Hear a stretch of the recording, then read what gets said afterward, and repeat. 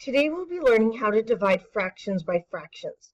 Please copy down the standard benchmark indicator on a clean page in your math notebook. The student will solve problems that involve the division of fractions that include denominators of 12 or less and express answers in simplest form. Dividing fractions by fractions. Dividing by a fraction is the same as multiplying by its reciprocal. For example, 3/5 divided by 2/3 is the same thing as 3/5 times 3/2.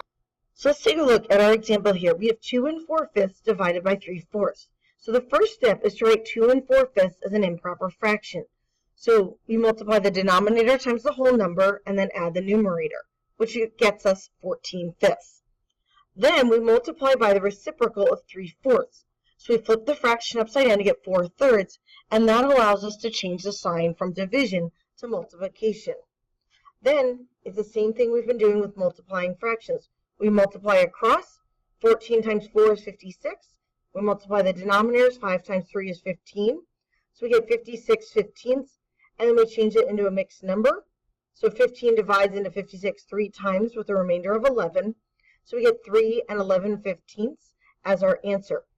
If the fraction can be simplified, this is a point where we simplify it. In this case, it cannot, so our answer is complete as it is. Try it. Divide 1/2 by 4/5. So first, we're going to multiply by the reciprocal of 4/5. So we're going to write 1/2 times 5/4.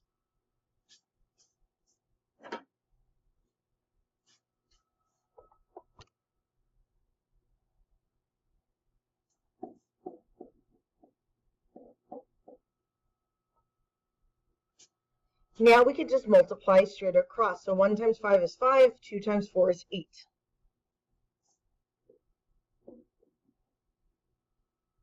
So our answer is 5/8.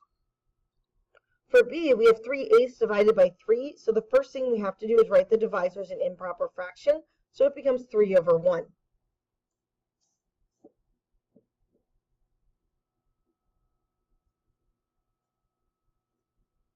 Then we're going to multiply by the reciprocal of the divisor. So we have 3/8 times 1/3.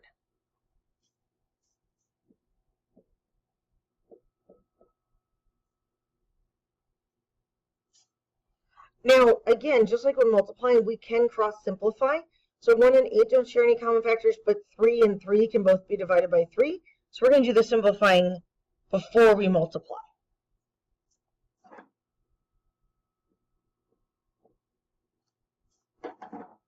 So 3 divided by 3 is 1, so each of those becomes a 1. Then we can multiply across. So we get 1 times 1 is 1, and 8 times 1 is 8, so we get 1/8.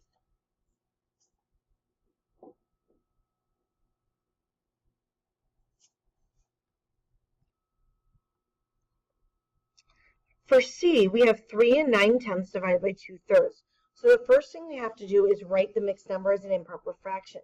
So 10 times 3 is 30, plus 9 is 39. So we have 39/10.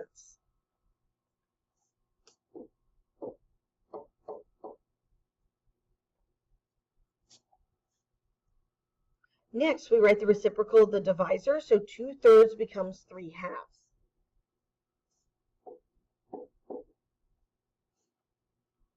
Now we're going to multiply 39/10 times 3/2.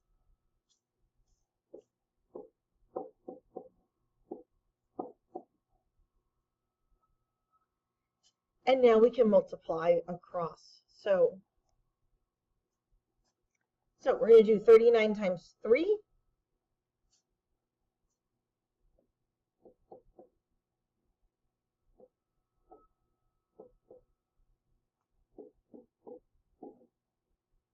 So we get 117, and then 2 times 10 is 20. Then we need to change that back into a mixed number. So we know 20 divides into 100 5 times, and then we have 17 left over.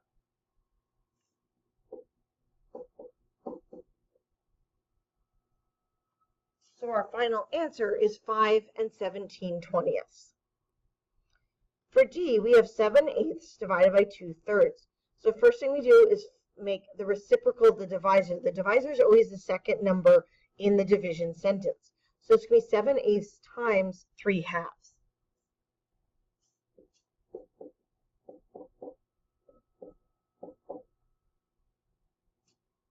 And now we're going to multiply across. 7 times 3 is 21. 8 times 2 is 16.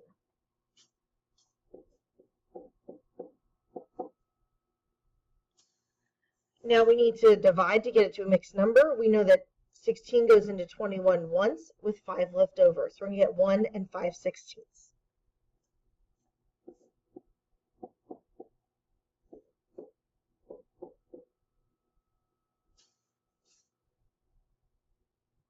For E, we have 2/5 divided by 3/4, so it's going to become 2/5 times 4/3.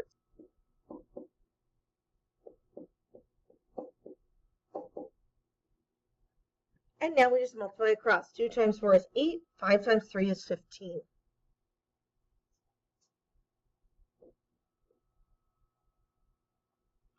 And that cannot be simplified, so our answer is 8/15.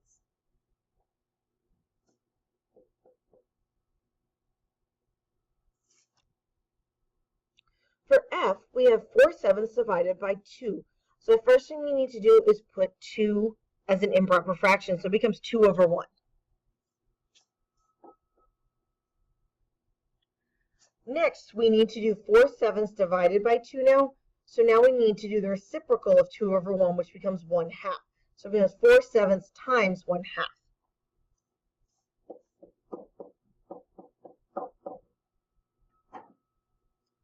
And here we can cross simplify because 4 and 2 are both divisible by 2. So 4 divided by 2 is 2, and 2 divided by 2 is 1.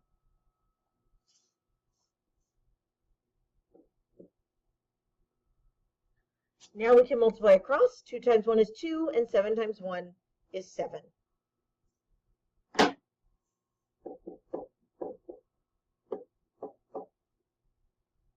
So our answer becomes 2/7. For G, we have 3 1/3 divided by 4/5. So the first step is to get 3 1/3 as an improper fraction. So 3 times 3 is 9, plus 1 is 10, so we get 10/3.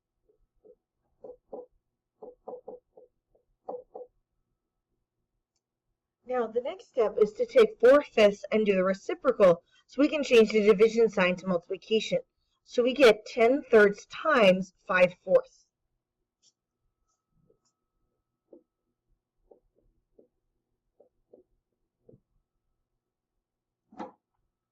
Now we can cross simplify here because 10 and 4 share a common factor of 2.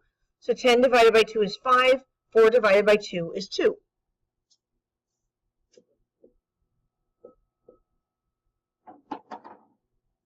Now we can multiply across. 5 times 5 is 25, and 3 times 2 is 6.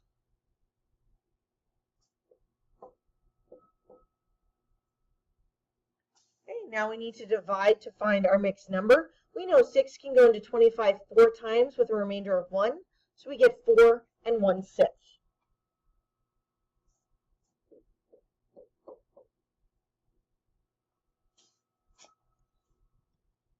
For H, we have 2 3/8 divided by 1/10.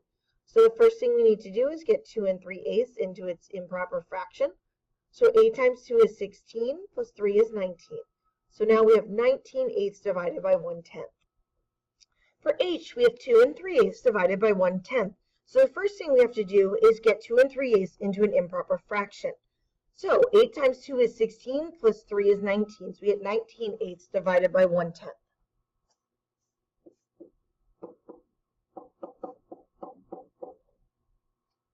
Next, we need to invert the second fraction to make the reciprocal. So we get 19/8 times 10/1.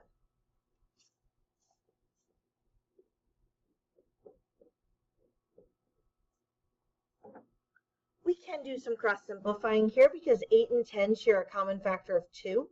So 10 divided by 2 is 5. 8 divided by 2 is 4.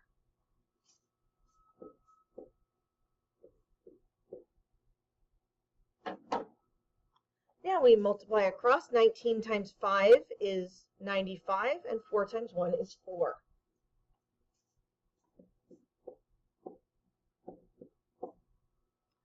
Now, to go from our improper fraction to our mixed number, we're going to divide 95 by 4.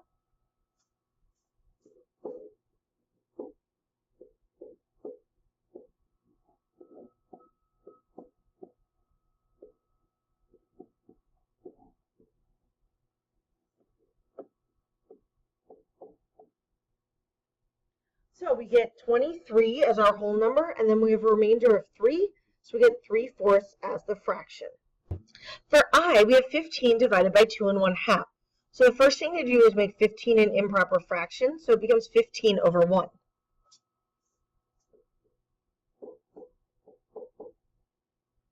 The next step is to get the mixed number into an improper fraction. So 2 times 2 is 4, plus 1 is 5, so we get 5/2.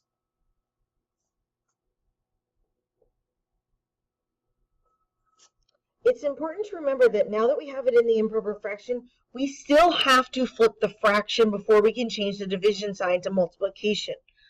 Renaming it as an improper fraction doesn't actually change the fractional, it's just a different format for the same number. So we're going to have 15 over 1 times 2 over 5 as we make the reciprocal of the divisor.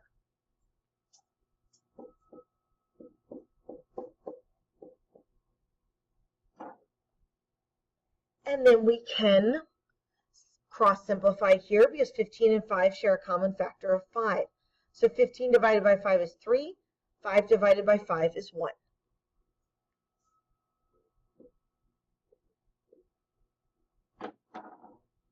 Then we get to multiply across. 3 times 2 is 6, 1 times 1 is 1.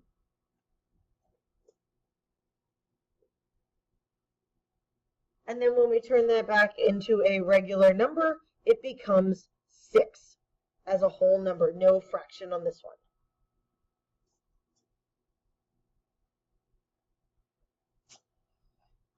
Please make sure you've copied down all of the work and glue this page in your math notebook.